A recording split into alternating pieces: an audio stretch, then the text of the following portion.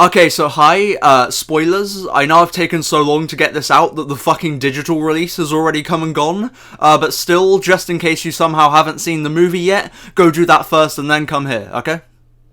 Alright, time's up. Here's Shadow and Supersonic. Get fucked. Hello, I'm making a sign, because it's the day before the movie. We're seeing it tomorrow. And the official Sonic account, the official movie account, tweeted out that if you see the Sonic stand thing out in the wild, to take a picture with it, and maybe they'll notice you. So I'm being very respectful to the brand. But yeah, we're making the sign. I'm sure they're gonna love me once they see this photo, which we should probably cut to right about now. Transition magic. That's the Sonic 2 stand. It's real.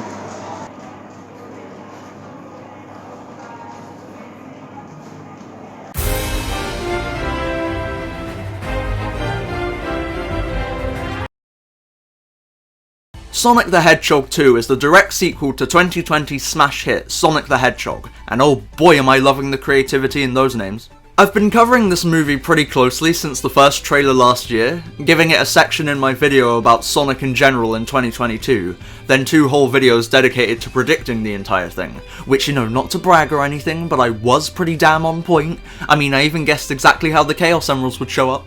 Now, I'm not saying that alone is worth your subscription or anything, but I feel like I made my thoughts on the first movie pretty clear if you watch those videos, but just in case, here's a little timeline of my emotions during the first movie's production. Oh, that's cool. Oh, that's bad. Oh, that's weird. Oh, that is fucking horrifying. Oh god, no. Okay, who do I have to stab? Please go back. Oh, look at that, they did go back. Oh shit, he looks good now. Oh shit, the movie looks good now. Oh shit, I'm actually really excited for this thing. Oh my god, that was so much worse than I could have possibly imagined. I despise the first Sonic movie, and that is not an exaggeration. I have not dared watch the thing in its entirety since first viewing, because god help me, I will go fucking Joker mode by the end of it. That's not to say I haven't rewatched it, because I absolutely have, just in small contained doses. If I start watching more than maybe 20 minutes of the movie uninterrupted, then you better clear the house, because something will get destroyed. I just hate it. I hate it with every fibre of my being. They go for the whole CGI character in a live-action setting, which on its own I don't mind. Sonic's had plenty of interaction with the human world before, but then they have to use that fucking stupid, overplayed plotline of, whoa, I found this crazy alien and now the government's on my tail. And the characters, dear Christ, the characters. I'm far from the first one to make this observation, but Sonic is just not Sonic. He's loud, he's lonely, he's hyperactive, and he won't shut the fuck up. That's not Sonic. I don't care what arguments you make, that is not Sonic the Hedgehog. And Eggman's just as bad. Jim Carrey isn't playing Eggman, he's just doing his usual thing. None of Eggman's personality traits are here. Instead we get a fucking government agent who brags more about his own personal IQ than the abilities of his machines. And the design as well, at least Sonic looks good. Well, now. There is literally nothing here that resembles Eggman's look from the games. They couldn't even be fucked to make him bald. Now obviously he looks more Eggman-y by the end, which ties into a common defense I've heard for the movie. That it's okay that it's really not at all a Sonic movie, because it's an origin story for the really Sonic-y stuff we'll be getting down the pipeline. And if you genuinely try to argue that, are you fucking stupid? What you're basically saying is, it's completely okay to waste an entire hour and a half of my time as a Sonic fan, because it'll pay off later when we get the real Sonic movie. Just like all these other successful films, right? I mean, remember how it took 2 Spider-Man movies for him to don the fucking costume? Oh no wait, he did that in movie 1. On top of that, what if the movie never got a sequel, huh? What if they kept this garbage and audiences rightfully decided not to support that? Do you think they would have made their money back then? No they wouldn't. This franchise would be cancelled, and all we'd be left with is this fucking embarrassment of a Sonic the Hedgehog movie that prioritised setting up a sequel over actually giving me what I paid for, which, if you don't recall, was a movie featuring Sonic the fucking Hedgehog, not this hyper little cunt! So yeah, I didn't like it very much. So during the lead up to Sonic 2, you can imagine my terror, right? They completely fucked Sonic and Eggman, what were they going to do to Tails and Knuckles? They introduced some major changes to the lore in Sonic 1, so what the hell were they going to do when they got their hands on Chaos Emeralds? And were they going to fix the comedy? I mean, yeah, I know humour's subjective and everything, but movie 1 is legitimately one of the least funny things I've ever seen. I only laughed twice during the entire film at discounting Jim Carrey just being himself, because despite him not resembling Eggman at all, he's still such a joy to watch with just little facial movements and things like that. But no, counting actual jokes that were written into the script, I only laughed twice, and it was these bits. I think that tank just had a baby.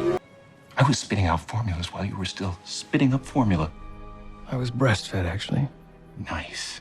But most importantly, were they actually going to embrace being a Sonic film this time? The first film is the absolute bare minimum required for this to count as a Sonic movie. We have Eggman and Sonic, in name at least, and that is literally it. No other game characters, no other game locations, nothing from the games is really a part of the story. I mean, yeah, we've got Green Hill and Tails, but both are literally only in the film for less than a minute. I think you can understand why I don't really count them. And rings are there, I guess, but they're out of commission for a good 2/3 of the film, and even when they do show up, they're not exactly the main focus. It's just such a pathetic effort, and I was understandably pretty worried that this bare minimum mindset would plague the sequel. Cause sure, you can have Tails and Knuckles in your movie now, but if the only things that identify them as the characters I know are their designs, and you're still just running them around normal-ass roads in normal-ass car chases, then that just ain't gonna cut it for me. So all of this, plus a ton more little details, were all racing through my mind as I walked into that cinema to see Sonic 2. I bought my ticket, got in my seat, and braced myself for the worst. So, is Sonic the Hedgehog 2 as bad as I feared? Is it another massive shit on the franchise I love? Do I somehow hate it even more than the first film? No, I don't. In fact, dare I say, I kinda really liked it. Yeah, don't worry, I'm just as shocked as you. In fact, for the first couple hours after seeing it, my face looked like this because I couldn't quite process what I was feeling, and that feeling was joy.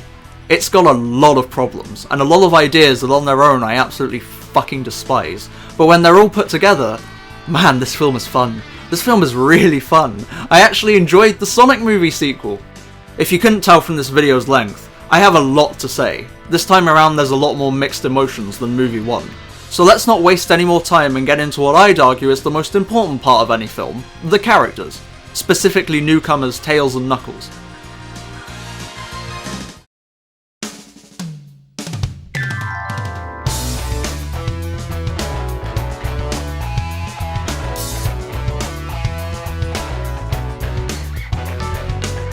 Knuckles is honestly a pretty good adaptation. He's still got his gullibility, if that's even a word, along with his focus and determination, all very important aspects of Knuckles, but now he's a bit more stupid? Also, what is this? Why is the footage lower quality? What do you mean yo ho ho, a pirate's life for me? See, Knuckles has always been a little dumb. He's not that bad, but he also ain't the sharpest tool in the shed. In the movie they heighten this aspect a fair amount, kinda doing the whole fish out of water thing with him, as it's his first time on Earth. In small doses I found this just fine. In fact, his "oh, they are stairs" and "tiny magic hedgehog destroyed" lines are some of my favourite jokes in the entire film, and I actually think his dumbness works wonders for his heart-to-heart scene with Sonic. Since he's, you know, stupid, he can't really process that Sonic's different from all the owls before him, which makes it way more impactful when he finally sees Sonic for who he really is and joins him. Also, 2 quick side notes. At 1, is this meant to be Pachamac? Because it is not the same look as movie Pachamac. At 2, Knuckles never saw his tribe again after they went to kidnap Sonic, right? You know what that means? Longclaw fucking murdered them all in cold blood. Anyway, back to Knuckles. Yeah, I think he's honestly pretty great. Probably my favourite part of the film. I had a lot of fun with him. Until the last scene. See, once the battle's over and Knuckles doesn't really have a reason to be focused and determined anymore, we're kinda just left with an idiot. I didn't mind it when he didn't understand how technology works, but when he starts calling it base of ball and going, "Oh, I want sprinkles, that's where I start taking issue. Now at first I couldn't really figure out why I felt like this. Like I said before, Knuckles has always been a little dumb, so why does this ending feel so out of character? And then it hit me, they kinda forgot his temper. Knuckles is a pretty pissed off guy, all things considered. He's always ready to pick a fight with someone. Say the wrong thing to him and he's more than happy to tear you to shreds. Movie Knuckles isn't that, like at all. Once he becomes friends with Sonic and Tails, he's kinda just their happy, dumb, strong friend, and that is very dangerous territory you do not want to go back to. He's a pretty chill dude when all's said and done, he just wants his fucking sprinkles. If he was a bit more agitated and constantly giving Sonic a slightly mean look, I think that'd be way better and feel more like the Knuckles I know. But hey, the fact that that's as far as my criticisms go with Knuckles is a fucking miracle. He's pretty on point, just make him a bit more grumpy and snappy, and I'm completely satisfied with this incarnation of Knuckles the Echidna. I mean, maybe tweak the voice a bit too. Idris Elba does a fine job, but a couple times I could hear him more than I could hear Knuckles. But hey, I'm sure he'll improve as he shows up more. But still, let's celebrate for a moment. We have a Knuckles that's like 99% of the way there, and I actually quite like. And he's such a big part of the movie too, to the point where this film isn't even called Sonic 2 in Japan, they just straight up named it Sonic vs Knuckles, which is a way cooler title by the way. When he was first leaked to be in this thing, I was so worried he'd be shoved in there more just to say, we got Knuckles in our movie, rather than him playing a key role. But no, he's so central to all of this, you could not have this movie without Knuckles. Why is an image of Tails on my screen? Tails, oh man, Tails, they did you dirty. Let's talk about his character first, because much like Knuckles, he's actually a pretty solid adaptation of the source material. They kept his backstory, they kept his insecurity, and they kept that little brother dynamic he forms with Sonic. I mean, personally, I prefer it when Tails is more of an equal to Sonic, being the brains to Sonic's brawn. Boom does a pretty good job of showing that, actually. But still, I'm not going to pretend like this isn't accurate to some versions of Tails, and honestly, I might like this dynamic the most here. Let me make it clear, I do not like this stupid kid version of Sonic we've got, but because he is pretty young himself, he doesn't feel as far removed from Tails as something like Sat-AM, meaning the two are closer to the kind of Tails dynamic I prefer, while still keeping some of the older brother, younger brother energy. Honestly, I really don't have any complaints with Tails. Unlike Knuckles, there's not some trait of the personality that I can tell is missing, and while yeah, I'm not really a fan of that only Sonic the Hedgehog dick-sucking he does, he seems to lose it by the end of the film, even kinda turning it into a joke when he rescues Sonic and Knuckles, so as long as it stays at the start of this film, and he doesn't use it moving forward, no complaints from me. Also, movie Tails just looks fucking adorable. I mean, look at him! Is he a little chubby? Yes. Does he have a Jax Films level forehead? Yes. But I love him all the more because of it. I gotta praise these designs a sec. Specifically Tails and Knuckles, as Sonic's still got one or two weird bits to him that I'd like ironed out, like the extra spikes and the weird eyebrows, but Tails and Knuckles are honestly fucking flawless. They translated their designs as accurately as they possibly could, and only changed the tiniest few things necessary. I love the body shape tweaks too. Knuckles is clearly bulkier than Sonic and Tails, and since Tails is the youngest, he's still got a bit of that kiddie dumpling fat on him. They're changes that add to the characters, but don't lose the overall shape of a traditional Sonic character. It's fucking great stuff. Hats off to you, Tyson. It also kinda proves that you never needed to give Sonic all this muscle shit in the first place. I mean, I know we're long past it now, but let me bitch, damn it, I still fucking hate this! Anyway, yeah, we were talking about Tails. I do still prefer Knuckles, he's simply more entertaining to watch. But in terms of pure how well did they adapt this character-ness, Tails takes the cake without a doubt. He's just pretty damn perfect, and the only flaws I can think of related to him are down to the plot. Like, did you notice how his gadgets only ever malfunction once, and it's literally just to set up the dance fight? The entire rest of the film they work perfectly. I know that's a really small complaint, but still, if you're gonna bother making his gadgets not work sometimes, then at least commit to that. Oh yeah, there's also the small fact that he's completely fucking unnecessary. Yeah, don't think I forgot that. Like I mentioned earlier, boy they did Tails dirty. He's just not needed at all for this story to work. I mean, yeah, he does do stuff, but it's all things that could super easily be written out. Like, he translates the Chaos Emerald's backstory to Sonic, you can just make it so the text was in English. He flies them in on the tornado to fight the Death Egg, well, it gets destroyed after like 7 seconds on screen anyway, and besides, Knuckles and Sonic can run just as fast as each other, they would have caught up to it in no time anyway. I guess you can make the argument that he's the key to get Knuckles to trust Sonic, since Knuckles is like... He chose helping the fox over pursuing the compass. But even then I'd argue no, because Knuckles finally understands Sonic once he explains that he saved his life just because it's the right thing to do. Like, rewatch this scene, through your very legal copy, and tell me if they mention Tails at all during their heart-to-heart. Spoiler alert. They don't. And then you start noticing some really sad things, like how Tails' involvement in the finale literally boils down to a haha yeah in Sonic's plan, and his big moment when they get inside the Death Egg is literally... I didn't outsmart you. I'm just the distraction. Yeah, you know Tails' smarts? The thing he's best known for? He didn't use them. He was just a fucking distraction so Knuckles could punch Eggman. By the way, was anyone else a little taken back that they literally just have Knuckles smack a 60-year-old in the stomach? I mean, I know it's CGI, but still. I just feel kinda bad for Tails fans. It's even worse that he's actually done pretty well in the film. Like, they won't stop shoving this cunt in your face, but Tails couldn't at least have one moment that required him being in this movie? He literally shows up to warn Sonic about Knuckles, but only meets him after Knuckles has already attacked. That's just kinda sad, man. And then of course my cynical brain starts activating, and I have to wonder if they kept Colleen on less because they used her in movie 1, and more so because they realised Tails wasn't very important, so they didn't need to spend the money on a big celebrity voice. Anyway, that's the new guys. In terms of adaptation, they're pretty damn good. Now let's look at these two. Where we left them off, Sonic resembled my favourite Sonic character in looks alone. He wanted a small, stay-at-home life, was hyperactive as all hell, and still thought farts were hilarious. Eggman wasn't any better, he was just Jim Carrey. That's the best way to describe this character, literally just Jim Carrey in a bald cap. So, have these two improved at all for this movie? Have the writers actually tried making them closer resemble the source material? Well, I think you can guess exactly what I'm gonna fucking say. Yeah, they have. It's not by much, but yeah, they have actually improved them a little bit. I'll start with Eggman, since he's the one who's had the biggest upgrade. He's still just Jim Carrey. Like, I want to make that perfectly clear. He's still just the funny physical comedy man, only now he half resembles Eggman in appearance. And the dialogue is still... In fact, it might be worse this time. I mean, please look me in the eye and tell me "Dis is how I roll," "Later haters," or "Earth is my turf G" are things Eggman would ever say. Same deal with his actions. I mean, I already had an entire section in my previous video explaining why he shouldn't have chosen to get the Emerald's energy, but things like jumping on a car and licking the window and the goddamn flossing are just... dear God, why? But, and this is a big but, there is another angle to this. Yeah, his Eggman look isn't there yet. He should be fat, he should have glasses, he should have white gloves, and I personally hate the black covering most of his red coat. I mean, look at this, it just doesn't look right on normal Eggman. But that being said, I mean, he does have a bald head now, and he does have the mustache. And hey, for how much black is covering it, he does have a red coat on. He's kinda halfway there. Same thing with his personality. I mean, yeah, all this shit is just not Eggman, but at least now he has the same goals.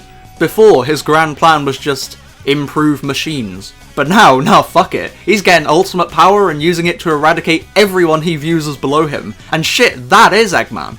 And even if his moment-to-moment actions don't really feel like the Eggman I know, I mean, it's Jim Carrey, it's still insanely entertaining. The man can make shrugging funny. Of course I was laughing my ass off watching him throughout the film. What I'm kinda getting at here is that he's still got a very long ways to go, but I think I can accept him as Eggman now? Or at least this universe's Eggman. He still doesn't come close to topping this design with this man's perfect voice. But for the movie universe, yeah, I'm not completely against this being our Eggman. I hope we still see him improve, because if this is as far as he gets to becoming Eggman, then that won't really cut it for me. But for the second movie in a franchise they intend to keep going for a very long time, yeah, what can I say? I'm kinda into movie Eggman, and I'm actually kinda looking forward to seeing him in the next one. Well, I'm retiring, but... No. Yeah, probably. Ah yeah, this happened. So right off the bat, I wouldn't take this too seriously just yet. The man has a history of doing a little trolling, and this all came out on April 1st, so wait and see if it actually means anything. But assuming he is being serious, and Sonic 2 was his last role, I mean, I'm not surprised. There's a ton of legwork they put in to have Stone fill the villain role for movie 3. The biggest and most obvious example being the open-ended way they leave Eggman this time around. Like, movie 1 ended on the very explicit promise of, you are getting more of this character, but movie 2 literally ends on G.U.N. Haha, I tried to say G.U.N. and Gun at the same time. But movie 2 literally ends on Gun unsure if the man even survived. You can say he fell and died, or if Jim does decide to come back, you can just say one of the drones grabbed him and flew him away. Another thing they did, though, takes us to the Pre-Quill comic, or the Pre-Quill as it's called, and haha yes, very funny. By the way, I've only seen a couple preview pages of the Pre-Quill on Twitter, so if there's any extra info in the full thing that I missed, don't be mad, please. Agent Stone in the first movie was nothing more than Eggman's lackey.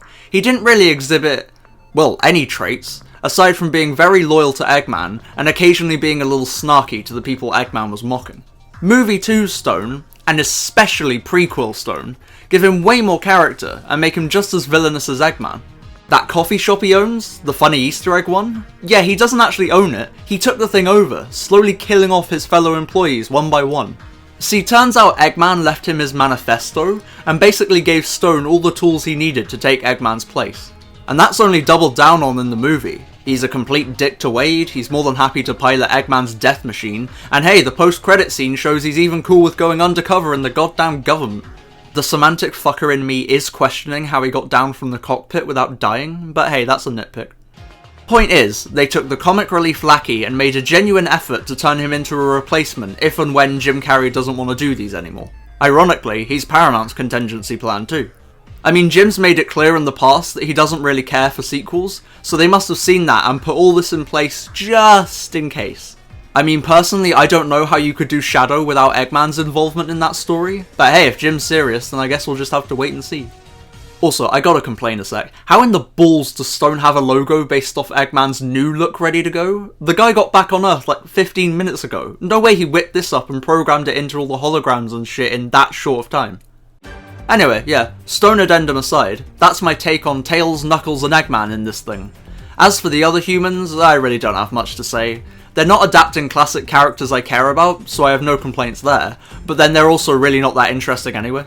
Randall's personality goes as far as man, Rachel is funny, Maddie is woman, and Tom's actually pretty okay, but that is entirely down to James Marsden being the most charming motherfucker on the planet. And then there was one. If you haven't gathered by now, Sonic is the thing I hated above all else about movie 1. I despise every single choice they made in adapting him. He was the thing they needed to change the most to win me over. So did they succeed? Have they beaten all the odds and actually made me like movie Sonic? No, they haven't. I'm not going to pretend like they have. This isn't even Eggman, where I'm still not on board, but he's kind of halfway there. No, I still hate this little rat. Movie Sonic is still loud, he's still childish, he's still spouting pop culture reference humour which will horribly date the film, and he's still making fucking fart jokes. Ugh, I knew I should have used real farts. Comedy. Everyone who is like, oh yeah, but he's gonna grow in movie 2, you can kindly shut up now. This is the Sonic we're stuck with for these things. A kid. A self-admitting kid. However, whilst they haven't fixed Sonic by any means, they've at least toned down some of his more annoying qualities. I am entirely sure this was accidental, but still, credit where credit's due. He's not all wimpy about being seen by humans anymore, he's not all wah-wah nervous about every single choice he makes, he actually shows some goddamn confidence, and they completely got rid of his Quicksilver ability, which, thank you. Sonic's never been going faster than time, he's just been moving faster than everyone else. It's like a car. A car doesn't outrun time, but it sure as hell outruns you. The first movie, of course, got that completely wrong and gave him fucking bullet time. But here, no, he just runs fast. No time manipulation. I mean, it does kinda come back for a whole 2 seconds during the mountain chase, but that's so minimal that I can't really care. In fact, speaking of powers they completely ignored, that's another thing, his lightning powers are barely even a subject matter anymore. Eggman doesn't want them, Knuckles has better, and hell, Supersonic doesn't even have them. Yeah, the one character you'd expect to crackle with massive energy, he doesn't even do it. On the one hand, biggest fuck you on the planet for basically confirming this was all pointless added shit that you never intended to do anything with once you expanded into more of the universe. But on the other hand, biggest thank you on the planet for confirming you don't intend to do anything more with this pointless added shit. We can move on from stupid lightning bullet time, he can just run and homing attack into things like normal Sonic, thank Christ! Also, my biggest bit of praise for Sonic, while he doesn't mature at all, in fact his big realization at the end of the film is, lol, I'll mature next movie, the simple addition of Tails kind of forces him to be a bit more responsible, and lose some of the immaturity.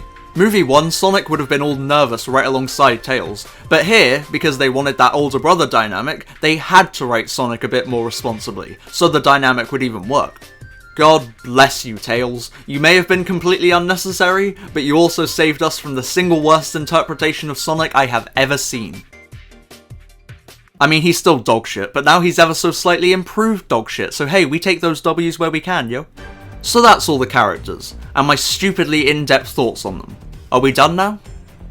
Is this video still going? I want to touch on the pacing next, because yes, it is a problem and I do have proof. The film kinda rushes through things that should get more time, and takes ages to get through what should have been real quick bits. Let's look at the opening, for example. Now ask yourself, what is the goal of this scene? Within the larger context of the film, this scene's only purpose is for Eggman to meet Knuckles, with a pinch of reintroduction to Eggman.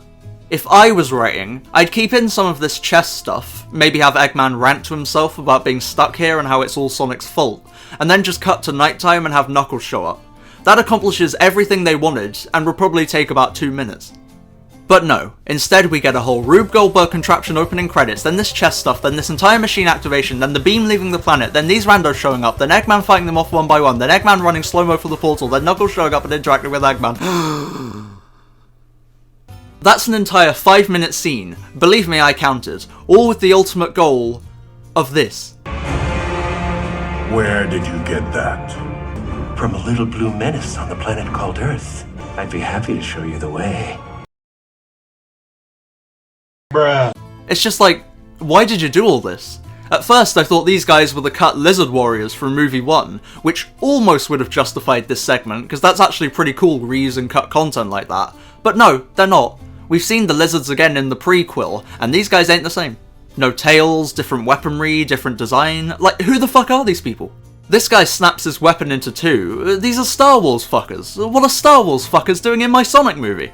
It doesn't even mesh well with Knuckles' intro. Like, I guess the ring portal just stayed open for ages this time. Sure, that's consistent.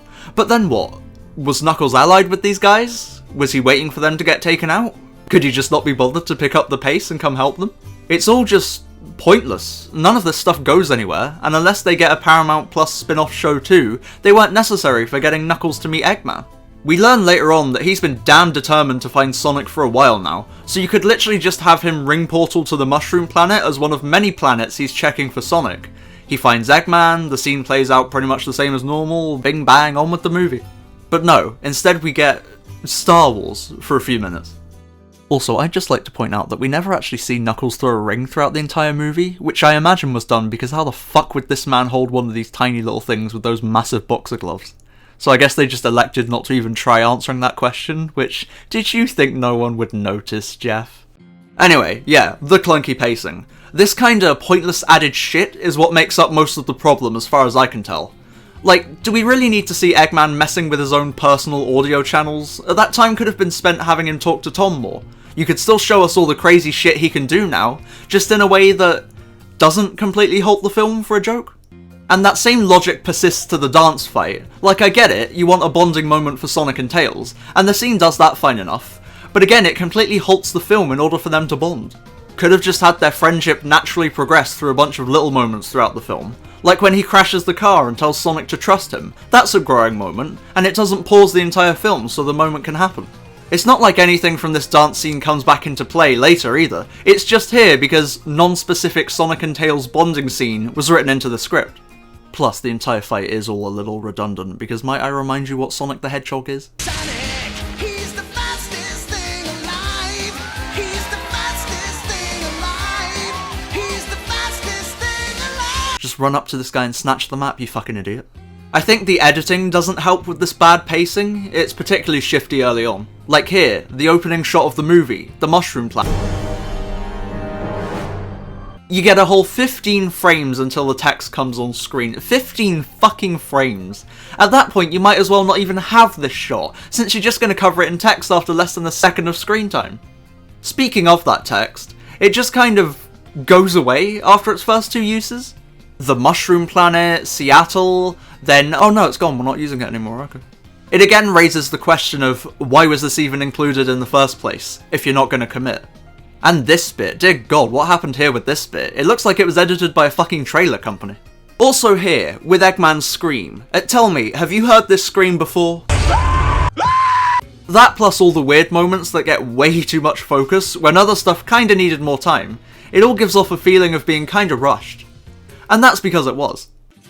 Think how much planning goes into a production like this. Think how many people need to be hired. And then think about how it's been literally just over 2 years since movie 1. That's one of the fastest turnarounds you could possibly get, and it would explain a couple things, namely the weird pacing.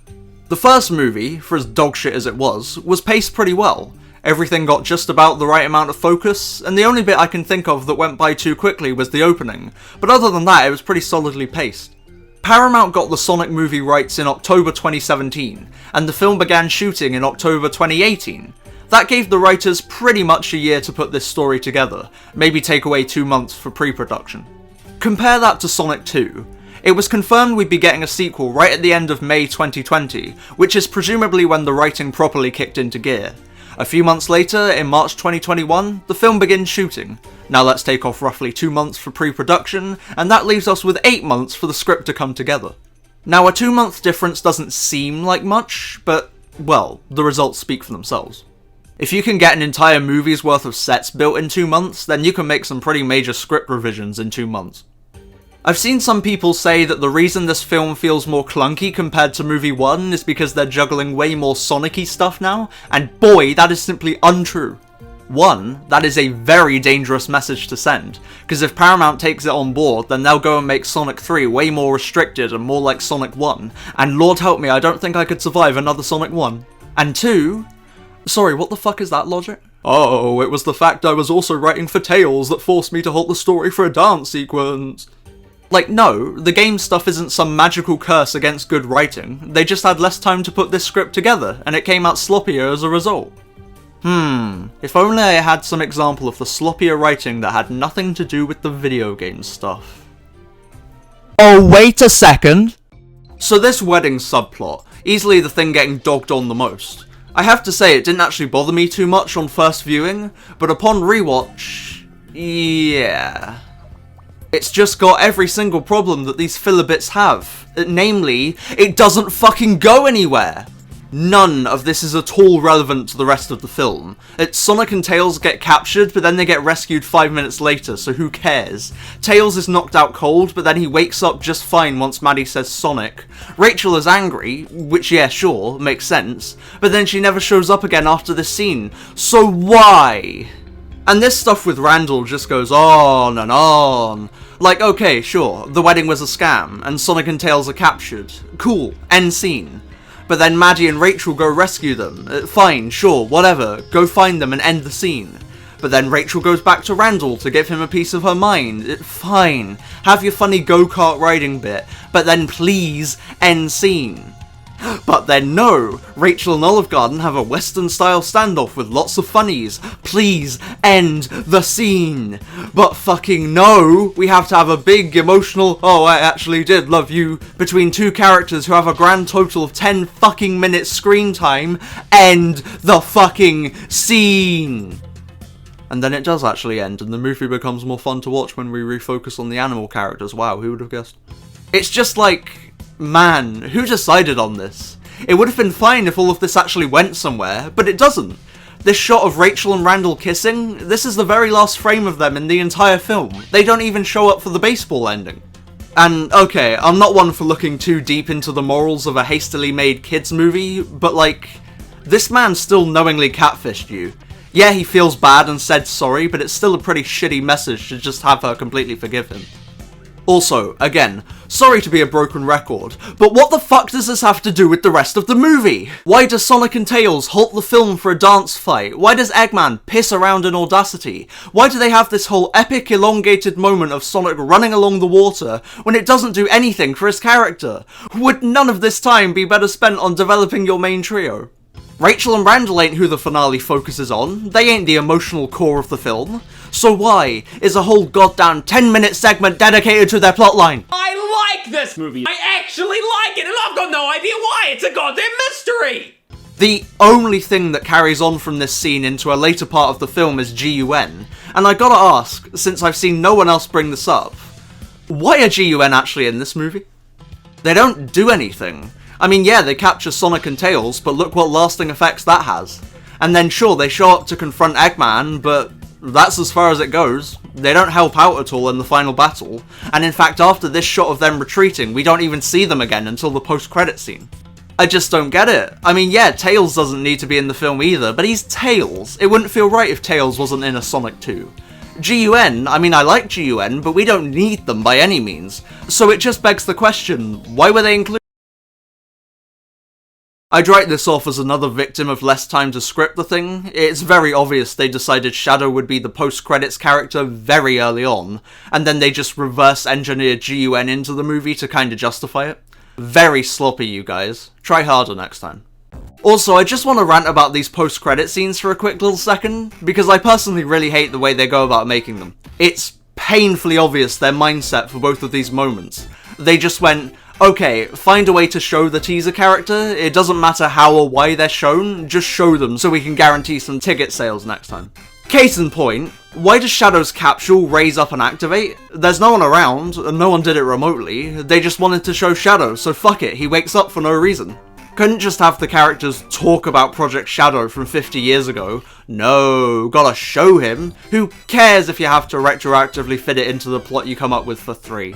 Just like Tails, right? I mean, I'm sure when you wrote his intentionally vague dialogue back in movie 1, you knew exactly why he'd be saying that. It wasn't just random flavor text you had him say to get people excited for movie 2, right? That's why he didn't have his backpack, because you obviously knew exactly what you were going to do with him. It wasn't just random dialogue written to get people talking and speculating, surely! Look, it's not hard, you just need to show the characters in a way that actually fits the scene. Like, instead of randomly cutting to Shadow waking up for no reason, have this lady show him a hologram of Shadow that's tied to the Project Shadow file or something. Oh, and of course he has the electricity power too. I fucking hate you. Anyway, what's next? Oh yeah, the music. This soundtrack fucking sucks, I'm sorry. Like, yeah, on a technical level it's fine, it serviced the scenes well enough and I never really noticed it, but therein lies the problem. I never really noticed it. This is Sonic the Hedgehog. Sonic the goddamn Hedgehog. And you're telling me the best soundtrack you can give his movie is some generic Hollywood trash? Trash! Where's the rock? Where's the electric? Where's the energetic, grandiose pieces? In fact, actually, where is any tune from any of the games? The first movie at least had a quick piano rendition of Green Hill and a completely unaltered version of Friends. Where's any of that in this movie? And no, I don't really count the ringtone, it's just Green Hill again. They already did that last movie, and even then it's not made to fit the film or anything, it's just a straight rip. Why isn't there an orchestral version of any supersonic themes here? Why isn't there a menacing remix of the Death Egg theme right here? Where's the fucking drowning music in this scene? Oh, okay, apparently it's hidden in there. Well, allegedly anyway. This seems to be the new Yanni and Laurel where only half of the fandom can hear it. And that really shouldn't be the case, should it? I just don't get it. I don't get what the problem is here. What, you're happy to lift characters, plot points, locations, mythology, backstory, and powers from the games, but it's too much to include a simple I am the Eggman somewhere? Oh, and don't give me that bullshit argument of, oh, well, it's just meant to be backing music. You can have music that services a scene really well, whilst also still being memorable. Any animation fans watching? You'll remember the fucking Prowler? That motorbike sound that haunted you whenever you heard it? How about Kai, huh?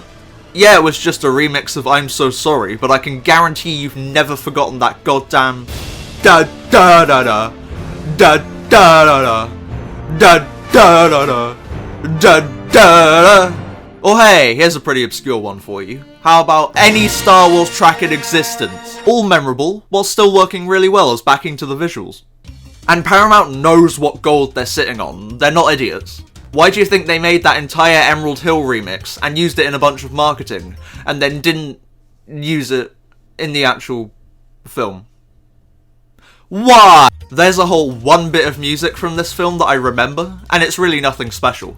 It's this little jingle that plays when they first see the emerald carvings. I don't even really know why I like it, but it's pretty good. Take a listen.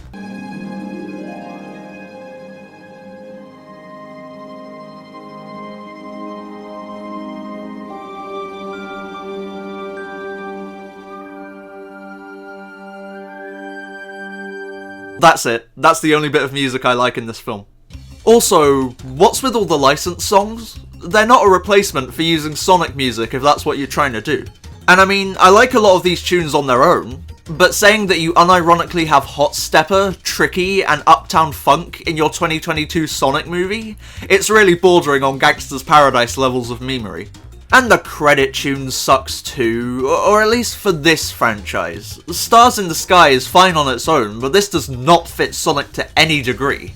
I didn't care too much for Speed Me Up either, but shit man, at least that one tried to be energetic. So yeah, weak-ass soundtrack overall. Do better next time, guys. You're adapting Shadow the Hedgehog next movie. Do you know how much rioting there will be if we don't get Live and Learn? Hi, hello, future me here. Yeah, I somehow missed this in the Longclaw scene.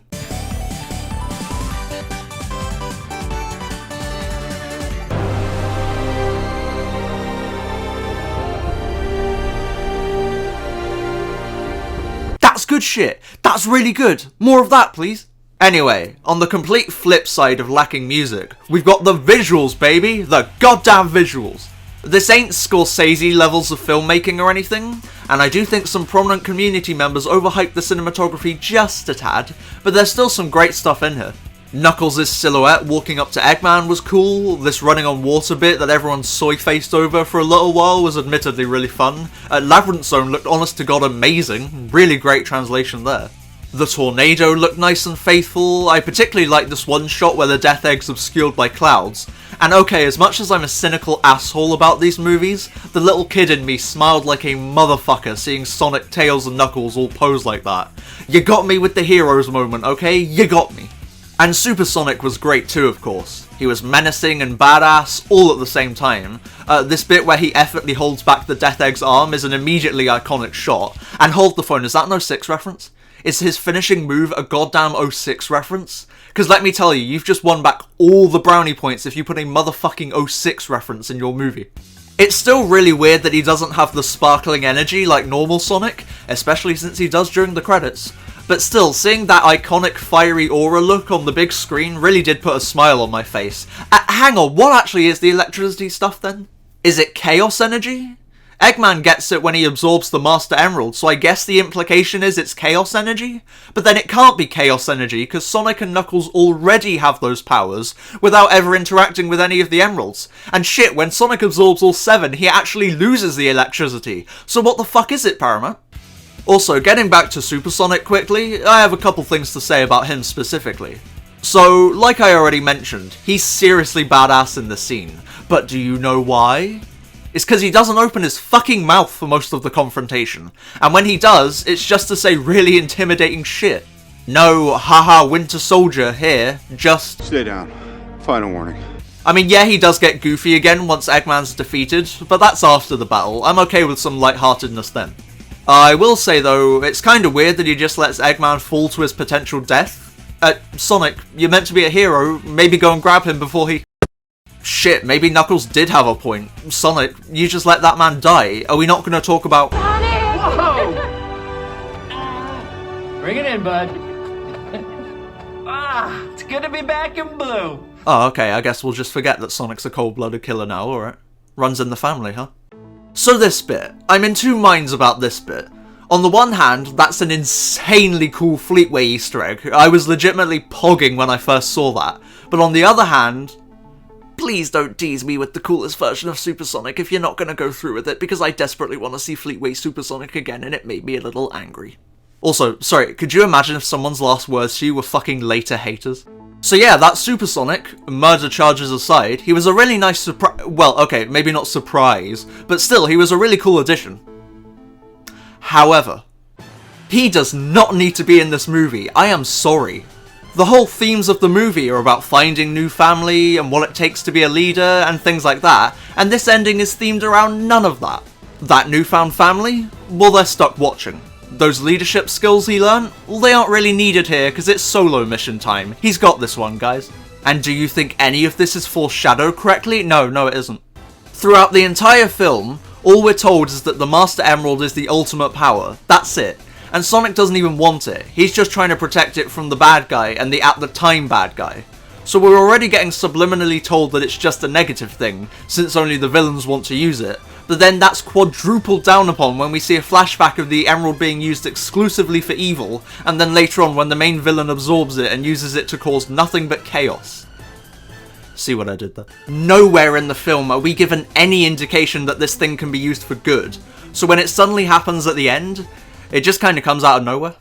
It's painfully obvious they decided Super Sonic would be in the finale of the film long before they worked out the rest of the story, hence why none of the established themes are present in the big showdown.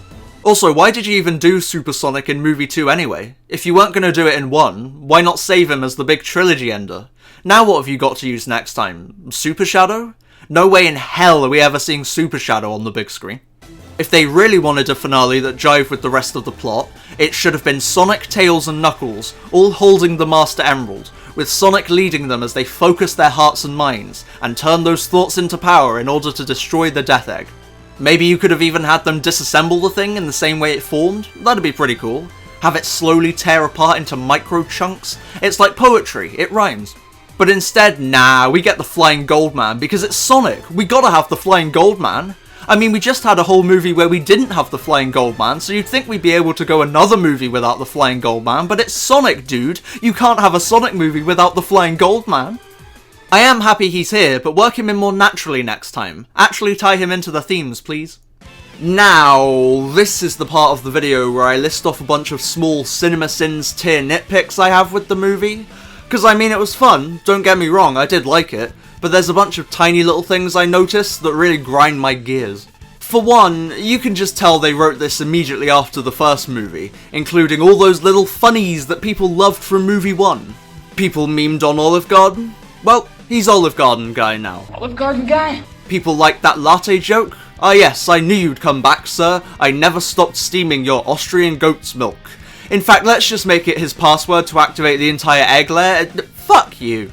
Meow became a little bit of a joke, didn't it? Well, let's have him get unmasked and say the line. That'll make people laugh. Say the line, Bart! Fuck you, Paramount. No mention of this thing, though. I thought this doll might have been a nod to it, but it's too different looking to be the old design. With the Sonic reference in movie 1, they were about as subtle as a brick wall, so if this was meant to be an original design reference, we would have been able to tell. What gives, guys? Why no old design reference? Are you still a little embarrassed about that one? Also, speaking of this thing, sometimes this movie will literally just turn into a Saturday morning cartoon for the sake of a joke. Like this doll, no way in hell would Sonic ever think this convincingly looked like him, but fuck, oh god, but fuck consistency, we got a funny doll joke in the movie. We made a funny doll joke, and that is more important. Or here, when Eggman starts doing poltergeist shit in Sonic's house. This never goes anywhere, it's literally just here to have a cartoonishly evil entrance for our main villain. Or when they enter the bar and a fucking fish head tells them run, that's not realistic. Now obviously I'm not looking for hard realism in my Sonic the Hedgehog movie, but the movie itself kinda is.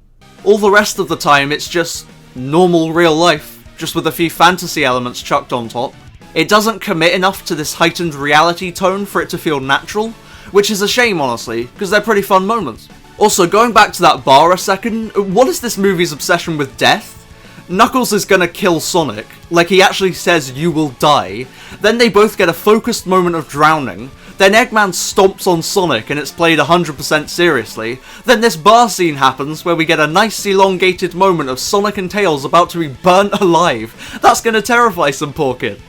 Also, I was actively rooting for this little blue shithead to get tossed into the fire, but I think that's a me thing. I don't know why they keep trying to make these characters swear either. Sonic was meant to say badass in the last movie, we got piece of shiitake in this. And correct me if I'm wrong, but is Sonic saying holy crap here? The blue dawn that banishes the darkest. Holy crap! And Tails too? What about me? Over here. Down below. Why Tails of all characters? And they didn't fix the comedy, really. I mean, yeah, there were more funny moments this time around than movie 1, but only barely. And there's also some really bad examples of super obvious setup and payoff that I don't think were there last time. Like here, oh don't worry, nobody's gonna get hurt. Fair enough thing to say. Then the bombs roll into frame and he repeats the dialogue so you know there's gonna be a punchline related to what he's saying, and yep, there they go. Or here, we've just had a slower emotional scene, so you know it's probably going to get lighter again in a second, and then Sonic gets comfy in bed, says a setup line, cue the elongated break so you can figure out exactly where it's going, and yeah, there is the door. Or here. That's what he said. Seriously, his exact words. See? Alright. He's a smart kid. We'll find his way. Do I even need to play the rest of the clip? You know exactly what they'll cut to Sonic saying. It's just like, write better jokes, please? You're obviously capable, because stuff like this is great. Oh, and I don't want to hear the kids movie excuse either. Anyone who argues that can watch the Lego movie or Megamind, then promptly shut the fuck up. Right, anyway, this fucking feather. Yeah, I get you want to have an emotional moment, but A, this feather would not have stayed secure in that map for the entire 11 years Sonic has been on Earth at this point, and B, even if it had stayed secure in that map, this would never surprise Sonic now. He would have looked at that thing every single day of his life. Well, if we act like this wasn't an addition they made for the sequel and pretend like it was always there, which it wasn't. Also, speaking of that map, anyone notice how it randomly changes to a completely different map halfway through the film? Whoopsie daisy, did you think no one would notice, Jeff? Also, why does it just completely activate on its own? There's no prompting. You didn't even rub it or anything. What is it, a fucking sentient creature that knows exactly when to activate because it read the script? Right, so Longclaw specifically was apparently the guardian of the Master Emerald, and she's now passing that duty on to Sonic. Two issues there. One, you accidentally managed to switch Knuckles and Sonic's roles around. Knuckles is meant to be the Master Emerald Guardian, and Sonic just accidentally gets involved with it because of circumstance. But in this movie, Knuckles only wants it because of his circumstances, and it's Sonic's destiny to guard the thing. Whoops, I guess. And two, you know how in the games, Sega just completely abandoned the idea of Knuckles guarding the Emerald, and we're always joking about, oh, did he leave a guard dog or something, ha ha ha. Well, that's unironically what Longclaw did. Instead of abiding by her duty and guarding the Emerald, she just chucked it in a big maze and pissed off to raise a child. You are a terrible guardian, Birdo. So why is there no falling animation in Labyrinth Zone? They're actually pretty good at lifting little animations from the games, so you'd think they'd include that iconic falling animation. Here, where Sonic says that being a hero is about taking responsibility for other people, yeah, I get what they were going for, but it unintentionally kinda comes off like he's saying, see, I did the hero thing, I'm a hero now, fuck you, Tom. Like, when somebody asks you why you saved them from drowning, maybe the correct response is the I couldn't let you die part, not the this is what a hero does and I'm a hero now, see? So the whole G.U.N wedding fiasco, yes I do alternate between calling it G.U.N and G.U.N, what are you gonna do about it? I already talked about the scene itself, but one thing I want to touch on is the absolute idiocy of the plan. So let's set up an entire fake wedding so Randall can marry Rachel so he can get close to and eventually capture Sonic. Sure, makes sense in theory. Two big holes though. One, Sonic's completely abandoned the idea of keeping hidden away from humans anyway. He's out stopping bank robberies, he runs through Green Hills every morning, and he just casually ring portals into supermarkets. You guys could literally just move into Green Hills, and you'd have caught him in less than a day. But okay, whatever, you can't move literally next door to Tom and Maddie for whatever reason, so you get close through Rachel, okay. She lives in San Francisco. I don't know if you remember that first movie that you wrote, but there was this whole entire long car trip that took up most of the film to get to where Rachel lives, which kind of tells me that Tom and Maddie wouldn't visit very often because it takes multiple hours of driving to get there. So what, was the plan to move in with Rachel and just wait until a holiday vacation or something? Also, they have a big problem with being too literal to the games. The rings, for example, they've always bugged me. Rings aren't anything in any Sonic story, they're purely just a gameplay mechanic. But in the movie, they felt the need to turn rings into an element of the universe, just because they're a thing in the games. Same with Knuckles being as fast as Sonic, that's a gameplay element. He keeps up with Sonic in the games, because otherwise it'd be a really boring game if you could just outrun everything. But in Sonic mediums that prioritize story, he's never been able to keep up with Sonic completely, because that's equally just as boring. Plus, in this specific universe, it kinda makes Sonic a little pointless to the team dynamic. He says they'll use Tails' smarts, Knuckles' strength, and his speed, but buddy, Knuckles is just as fast as you. He's got the speed and the strength parts down, what do we need you for? This air bubble bit kinda feels the same to me. Again, just because it's a thing in the games, doesn't mean it translates well to a story-focused medium. Me personally, I kinda got taken out of the drama of the scene for a second because of such an inherently goofy moment. Same thing with this thoughts into power junk. I mean, I can appreciate the 06 nod, but like, they take it literally.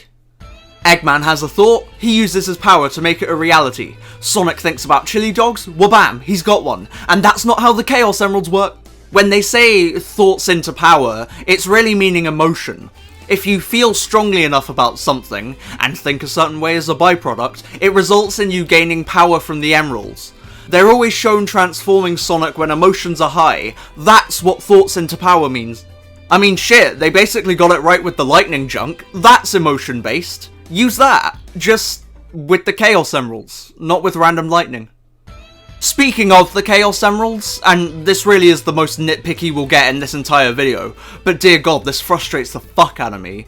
What is up with the emerald sizes in this movie? Why is the Master Emerald so tiny? It should be big enough for Knuckles to lean against. Why are the Chaos Emeralds as small as the fucking rings? In fact, I think they're smaller. They should be the size that the Master Emerald already is. And especially why are they so tiny when they're shown to be the right size in the fucking flashback?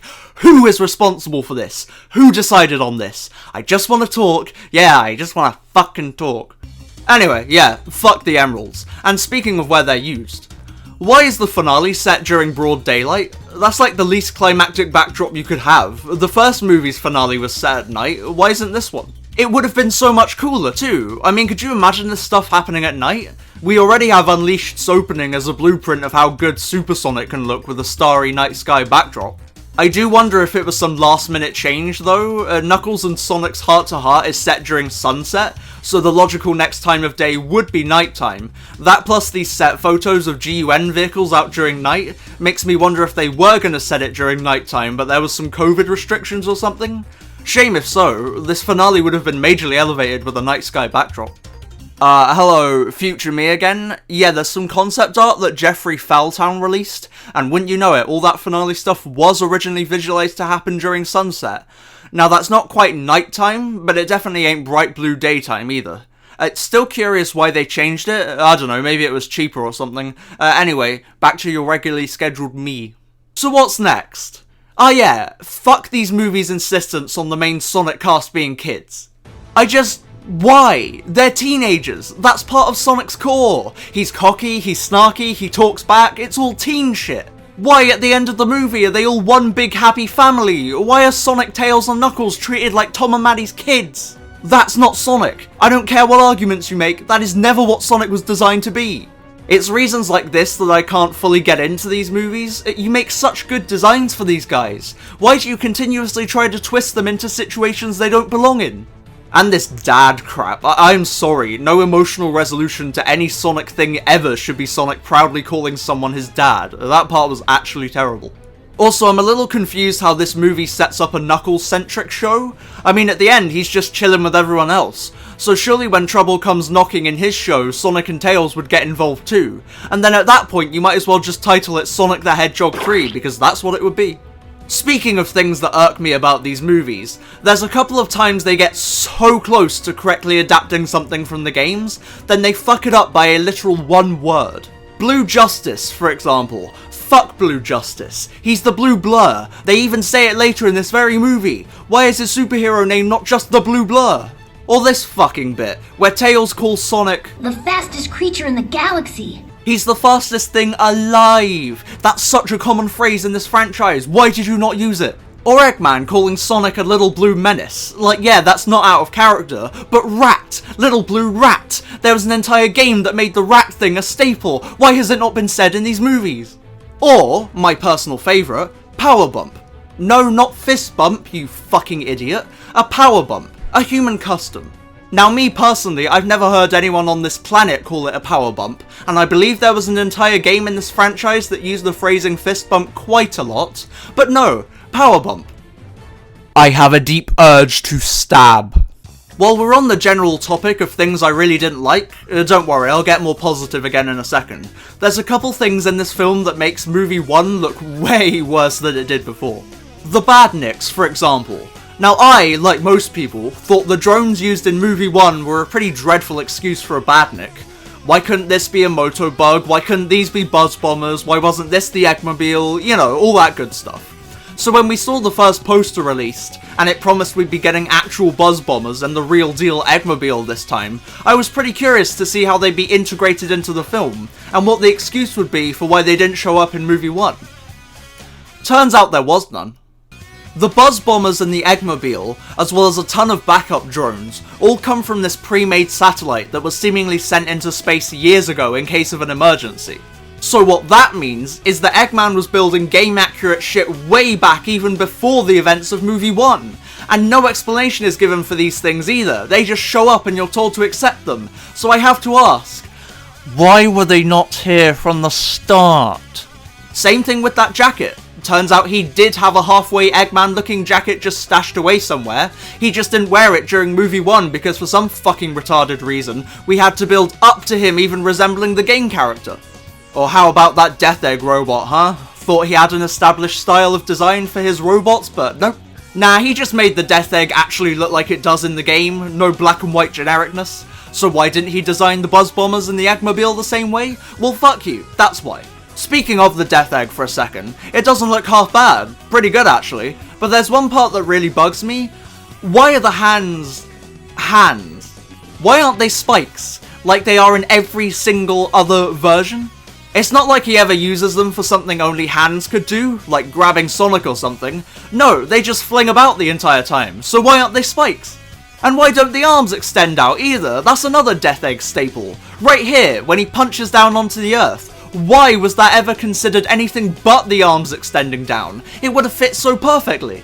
And why isn't it fat? It's supposed to be a big robot Eggman, hence it's really round in the stomach region. The movie version's actually pretty well built, that's not right. Oh yeah, it's because they forgot to make Eggman fat in the movie, so it's actually pretty accurate to his look in these. Fun.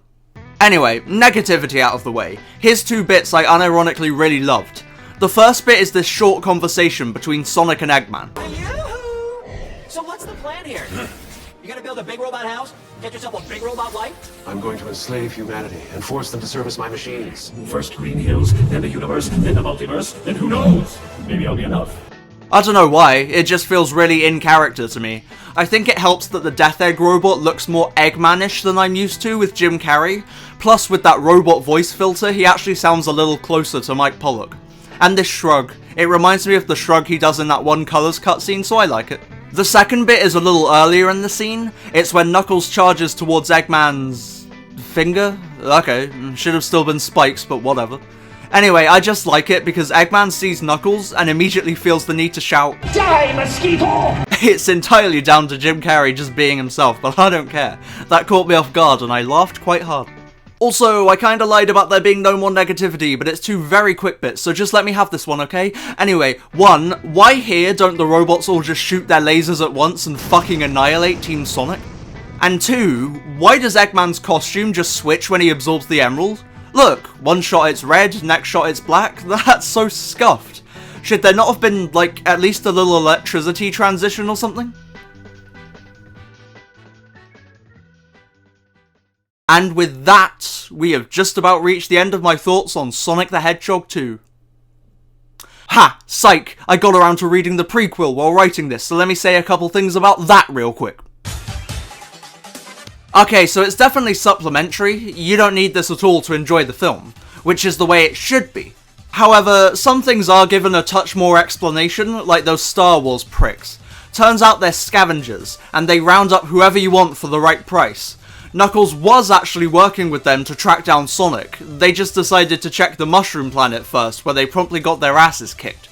Kinda shits on Knuckles' whole loyalty mindset that he just lets them all get taken out before showing up to help. Whoopsie, I guess.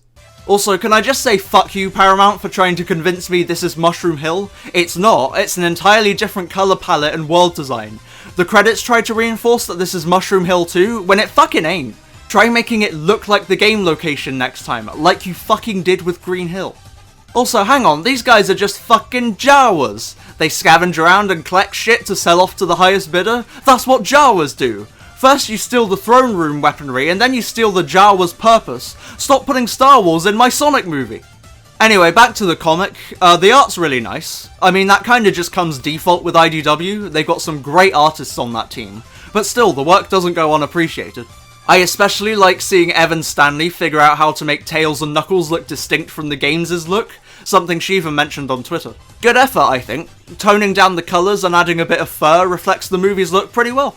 I do find it quite funny though, how they clearly couldn't get the rights to James Marsden and Adam Paley's likeness. This is about as off-model as you can get. Whereas Stone and Eggman, they were obviously able to actually base it off the actors. In fact, apparently Jim Carrey actually personally spearheaded the story focused around Eggman. Damn, that is dedication to the role. There's a couple random things to mention here too. The words simp and Karen are used, which I am 100% confident was done on purpose. Sonic makes this serial killer face when he first meets the robber girl, and speaking of, those robbers are getting paid in... crypto. Jesus Christ. This Sonic drawing kind of breaks canon, because he didn't actually get his red shoes until he was on Earth, so whoopsie again. Knuckles is forced to fight this big bug thing at one point, which looks really not Sonic-y. Like, I expect to see that thing in fucking Final Fantasy or something. That seems to be a recurring problem with Paramount's original creations. They look barely anything like a Sonic character. Eggman just straight up gets high at one point. Yeah, thanks for including that, Jim. Have fun explaining that one to you kids. So Tails' story sees him searching across various planets to find Sonic, but like, you were watching him on Earth for like a whole movie. Shit, you even watched him in the shower. Why don't you just go straight to the planet that you know he's on? Whoopsie number 3, I guess. So I was a tiny bit wrong about Stone. He doesn't actually kill off every single one of his employees. One, he just straight up gets to work for him. He's not in the movie though, suspiciously. This guy I'm pretty sure does actually die after this. We never see him again. This poor boss gets framed for goddamn money laundering, a fate far worse than death. And this girl just gets stranded at the beach. Fetish alert, fetish alert, fetish alert. Also, what's that? Is that a crab meat? Is that a movie version of a crab meat that was obviously built before the first movie because this comic takes place when Eggman's still trapped in space? Oh, that's great. That's wonderful. Nice to know we could have had crab meat showing up from the fucking start. Also, speaking of Eggman, you ever notice how he doesn't really react to being on Earth? He just instantly goes back to world domination planning? That's some Sigma male mindset shit right there. So yeah, the comic's pretty fun. Some nice little stories that are absolutely going to be retconned if they need to be. Sorry, but this little Chaotix Easter egg is getting the axe as soon as they want to introduce those characters properly. But yeah, overall, not bad. Some cute bonus material if you want more out of this world. They do revert Sonic back to the even more annoying little shithead he was in movie 1 though. No disrespect to the writer, they got him very in character. I just don't like that character. Also, what about here when he says, "Even criminals don't deserve broken necks"? That kinda goes against a few things he does in movie 2, doesn't it? Ah well, at least there's nothing in here that actively angers me. Oh, fuck off, you did not just say the words chaos energy, Tails. No, don't. What is chaos energy in this fucking universe? And that was Sonic the Hedgehog 2. I should hate it. I should despise it on the exact same level as I do movie 1. And yet, I don't. And even after this entire video, I'm still not really sure why. Maybe it's the plot that actually revolves around Sonic-y things this time. Maybe it's the fact they didn't really butcher any of the new elements. Maybe it's the fact that Sonic and Eggman interacted more than twice in a movie franchise where they're the main fucking hero and villain. Who knows? And who really cares? All that matters is that I had fun. This movie that I was terrified would send me into a mental breakdown actually brought me a fair amount of joy, and that's worth celebrating. Does it still have its faults? Oh, absolutely. There's still a lot of improvements to be made, and I still think we'd be better off just cancelling these things and making some S-tier animated movies. But you know what? If this is the kind of Sonic movie we're getting for a while, then that's okay. This didn't feel corporate, it didn't feel like they played it safe, it didn't feel like it actively hated its source material, it felt like the people behind it cared. Movie 1 held back on doing Super Sonic because it didn't make sense just yet. Movie 2 said, fuck that, have your Super Sonic. He doesn't even need to be in this movie, but have him anyway. I'm not sure what exactly that signifies, but it tells me there was a change in mindset somewhere on the team.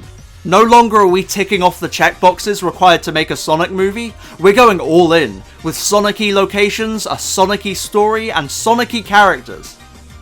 For the most part. And it's a change I've seen reflected even in the reactions. Almost everyone who was pretty lukewarm to movie 1 totally came around on this one, and had a total blast. It just goes to show that when you bother accurately adapting your source material, it pays off, and people like it. Even me, the guy who will be the absolute first to take a cheap pot shot at these movies, even I couldn't help but smile as I watched it. So thank you, Jeff. Thank you, Tyson, and thank you everyone who made this movie a reality.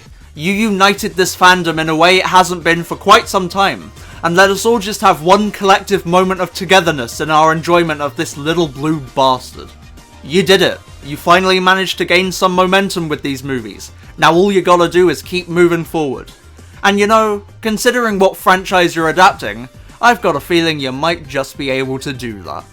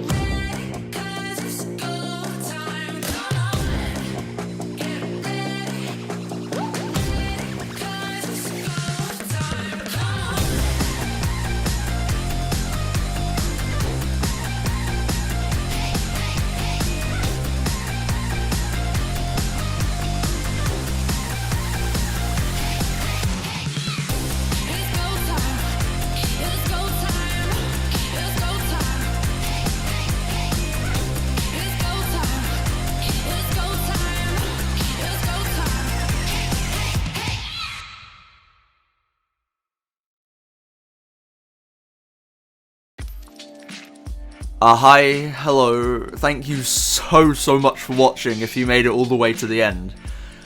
Pretty big video, obviously. I've literally been working on this every single day since I saw the movie, so it's been over 2 months of daily work. All worth it though. I'm incredibly happy with the final product, and hopefully you enjoyed it as much as I did making it. In fact, if you did, and you want to help out for future videos, I've gone and made a Patreon. Yep, that's right, I've joined the ranks of all your favourite creators that are begging for money online.